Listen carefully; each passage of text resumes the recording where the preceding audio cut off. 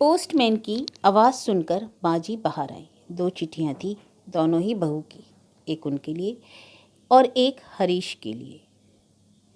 हरीश का लिफाफा उन्होंने उसकी दराज में रखकर इतनी जोर से उसे बंद किया कि मानो अपना सारा रोष उसी निर्जीव लकड़ी के टुकड़े पर निकाल रही हूँ।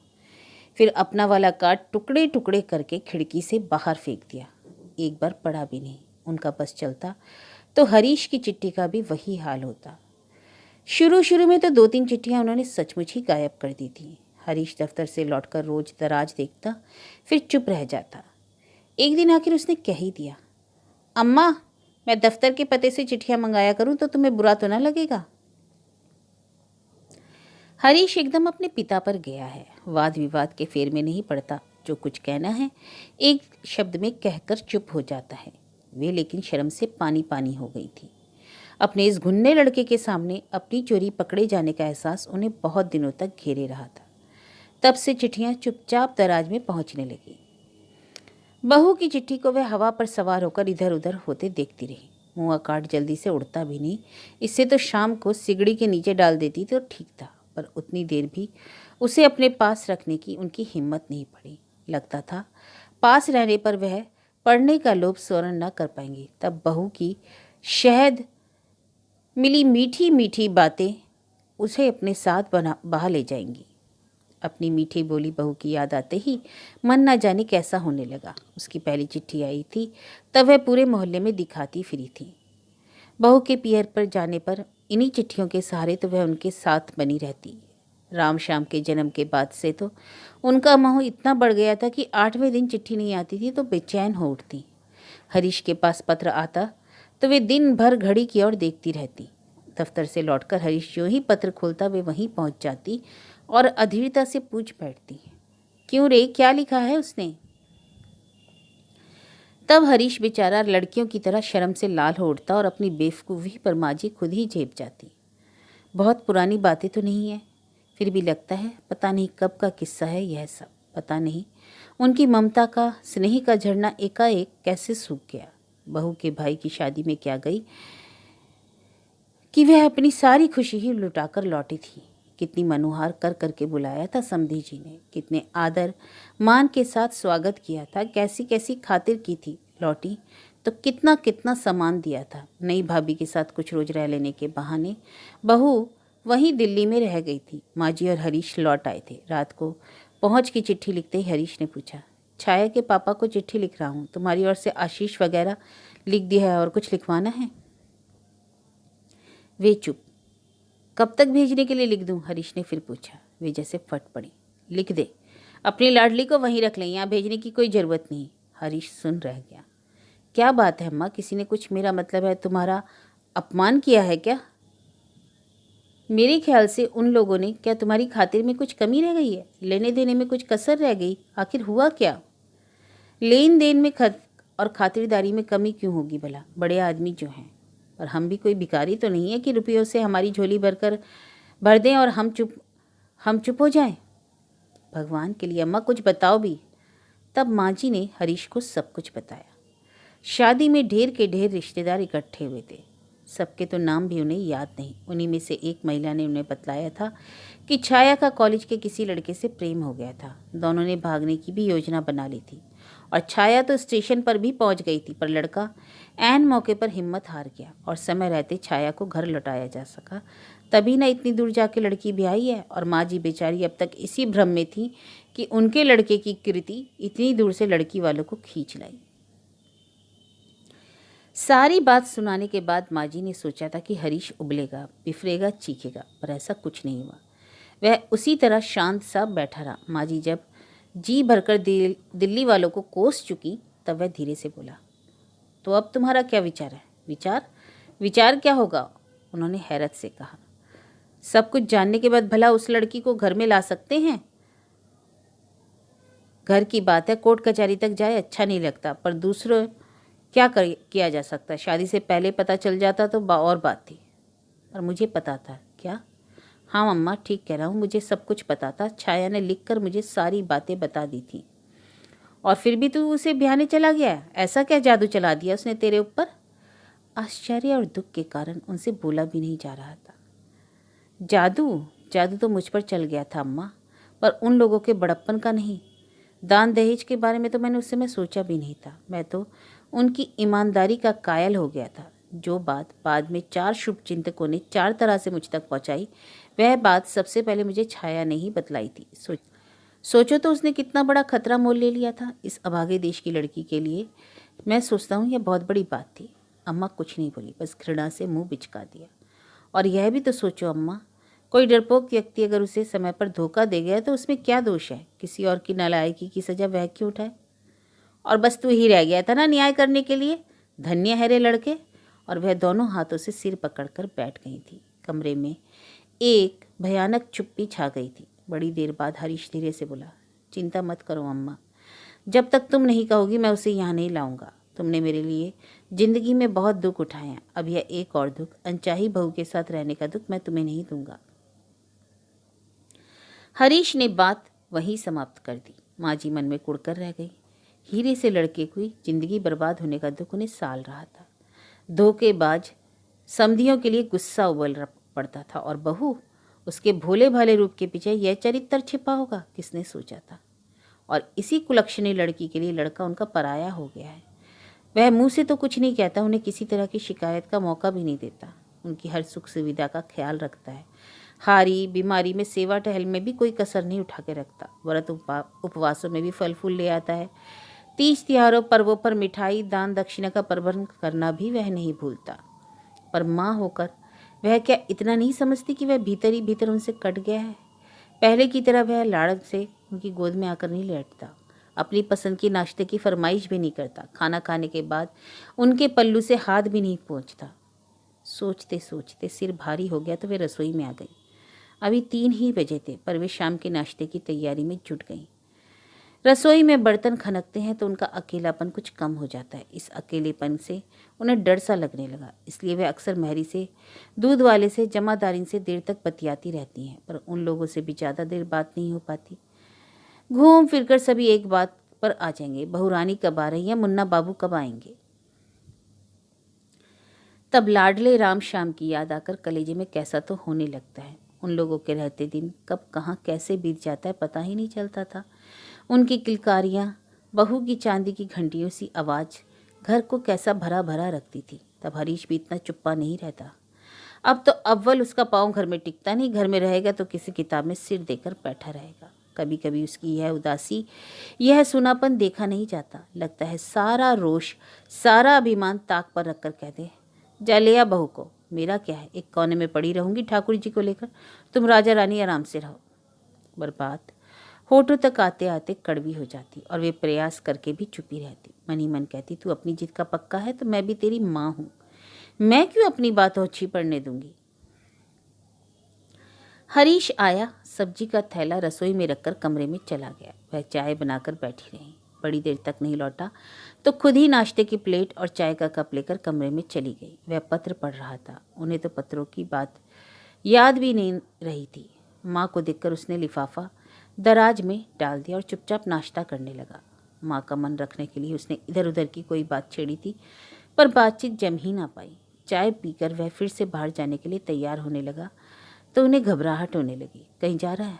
हाँ अम्मा, और रात के खाने पर इंतजार मत करना। क्यों? आज पार्टी है, अपना मनोज है ना, विलायत जा रहा है। अच्छा, तो एक दिन उसे अपने यहाँ भी बुला लेना, तू तो उसका पक्का दोस्त है। सबसे पहले न्योता तो तेरी ओर से ही होना चाहिए था। हरीश का चेहरा क्षण भर को तो कैसा हो गया, धीरे से बोला, दरअसल अम्मा पार्टी मैं ही दे रहा हूँ, घर पर ही बुलाना चाह रहा था पर काफ़ी लोग हैं, तुमसे संभल नहीं पाता, मतलब है कि तुम्हें तकलीफ़ होती इसलिए। होटल में पार्टी दे रहा है यही ना? माँ जी का मन हुआ कि लड़के को खूब खरी खोटी सुनाए। तकलीफ़ का तो बहाना है, सच तो यह है कि अम्मा के हाथ का खाना भाता नहीं है। बहू की तरह विलायती खाना उन्हें थोड़े ही आता है। पर उन्होंने कुछ नहीं कहा, चुपचाप उसे तैयार होते देखती रही। मन हुआ कि पूछे कि जब घर पर खाना नहीं था तो ये ढेर की ढेर सब्जी किसके लिए लाए हो, पर यह भी नहीं कहा, बसबूत बनी बैठी रही। हरीश के जाने के बाद घर और सूना लगने लगा। शायद इसी सूनेपन की कल्पना से वे इतनी अधीर हो उठती थी। दिन भर तो वे किसी तरह रह लेती, पर शाम को घर खाली, घर उन्हें काटने दौड़ता। इस समय किसी के यहाँ जाना भी अच्छा नहीं लगता। सबके यहाँ चहल पहल होती है, सबके पास अपने अपने काम होते हैं, सबके सबके बीच में जैसे वे एक फालतू सी लगती हैं। आज तो रात को खाने का भी कोई झंझट नहीं था, फुर्सत ही फुर्सत थी। सारे घर की बत्तियां जलाकर वे बाहर दरवाजे पर बैठी रहीं, सड़क की रौनक देखती रहीं। पाए लगो काकी, उन्होंने चौंक कर सिर उठाया। मकान मालिक की बहन कांता अपने छोटे बच्चे के साथ खड़ी हुई थी। अरे कांता बेटी, आओ आओ, उन्होंने उल्लसित स्वर से कहा। इतनी लंबी शाम काटने का एक सहारा मिल गया। उसकी आवभगत करने में, उससे बातें करने में काफ़ी समय निकल गया। भैया नहीं लौटे क्या अभी? जरा देर बाद कांता ने पूछा। भाभी नहीं है तो क्या दफ्तर में ही बैठे रहते हैं? माँ जी को ऐसा लगा जैसे किसी ने उनके मर्म पर चोट की।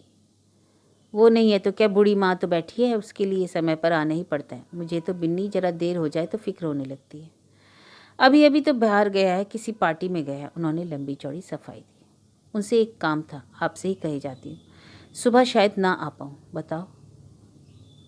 कहो बेटा। आज के पेपर में एक स्कूल का विज्ञापन निकला था, खंडवा में, है ना? आप लोग तो वहीं के हैं। अगर भैया किसी को जानते हो तो मेरे लिए कोशिश कर देवे।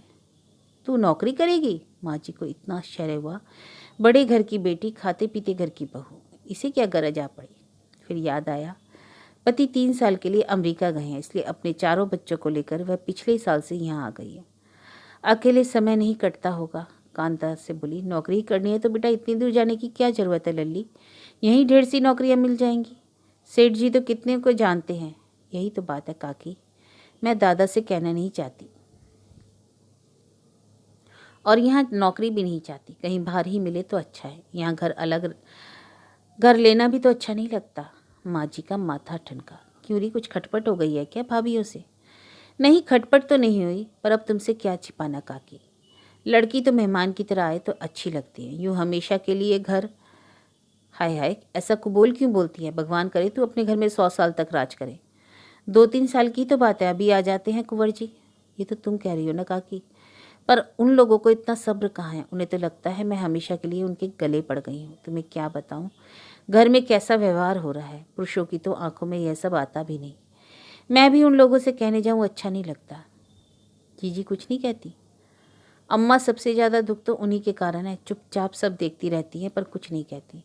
उल्टे मुझी को सुनाती है कि तू तो कल को अपने घर चली जाएगी, मुझे तो इन बहुओं से निभाना है, मैं क्यों बुरी बनूं? बोलते बोलते कांता का गला भराया। माँ जी की आंखें भर आईं। दूध वाले ने आवाज़ दी, तो कांता की रामायण थोड़ी देर को करोगी। माँ जी के हाथ में भरी हुई दूध की पतीली देखकर उसने फिर कहा, अब दूध ही की बात ले लो काकी। घर में 2 भैंसें लग रही हैं, पर मेरे बच्चों के हिस्से में वह काढ़ा आता है चाय का। छुटके को भी 1 गिलास दूध नहीं मिल पाता। क्यों, क्या होता है इतने दूध का? कमरों में पहुंच जाता है, रसोई में तो इतना सा आता है, उसी से दिन भर काम चलता है। यूँ तो देवरानी जेठानी दिन भर लड़ती रहेंगी और मेरे वक्त बिल्कुल माँ जाई बहनें बन जाती हैं। इससे तो ससुराल में रह जाती तो अच्छा था, पर इतनी बड़ी नाक ले आई थी, अब किस मुंह से जाऊं वहाँ। कांता के जाने के बाद भी बड़ी देर तक उनका मन उदास बना रहा। कांता तो बिहार में थी और उसके पति सिर्फ कुछ सालों के लिए परदेश गए थे। उन्होंने तो पति के पीछे पूरे 15 वर्ष देवरानी के राज्य में बिताए थे। रसोई से लेकर जचकी तक कौन सा ऐसा काम था जो उन्होंने नहीं किया, पर छोटी का मुंह हमेशा चढ़ा ही रहता। जिस तिस से कहती फिरती, हमें तो बहना 2-2 गृहस्थी पालनी पड़ रही है। देवर लेकिन सतयुगी थे, भाभी को पूछते थे और हरी को अपने सामने ही रखते, अपने साथ खाना खिलाते। पर वे ठहरे मर्द मानुस, वे क्या जाने कि किसकी दाल में घी है और किसकी रोटी चुपड़ी नहीं है, किसके दही में कितनी शक्कर है और दूध में कितना पानी पड़ा हुआ है। घर में नित्य नई चीजें बनती, उन्हें खुद ही खटकर बनानी भी होती, पर हरीश की थाली में बस 1 आध बार ही वो जाती, बाकी सब छोटी के बच्चे चट कर जाते। कई बार चोरी छुपके माँ जी ने बेटी को कुछ खिलाना भी चाहा तो उसने साफ इनकार कर दिया। बचपन से ही बड़े तेवर वाला था वह। कॉलेज की पढ़ाई के लिए जब पहली बार शहर गया था तो हरीश की चिंता के मारे माँ जी खाट से ही लग गई थी। छुट्टियों में जब वह लौटा तो उसके भरे भरे गाल देखकर उनकी आंखें जुड़ा गईं। होटल का ही सही, पर वह अपनी मर्जी का तो खा रहा है। रोज किसी की कड़वी जहर बातें तो नहीं सुननी पड़ती, हर कौर पर कोई टोकता तो नहीं है। लेकिन छोटी जलबुन गई थी और लोग तो घर छोड़कर दुबला हो जाते हैं, और इधर देखो, अरे हम तो पराए हैं पर माँ की याद तो आई होती। सच बहुत परेशान किया था उसने। बेटे के राज में इतना सुख मिला कि पिछला दुख दर्द उन्हें भूल ही गया था। आज कांता की बातों से पुराने घाव फिर हरे हो गए थे और उनका रोम रोम छोटी को कोसने लगा। लाख दुश्मनी निभाई उसने, पर मेरे बेटे के भाग्य में तो विद्या थी, ओहदा था, सो तो उसे मिलकर ही रहा। उसके अपने बेटे तो 10वीं तक ही घिसटते हुए पहुंचे हैं।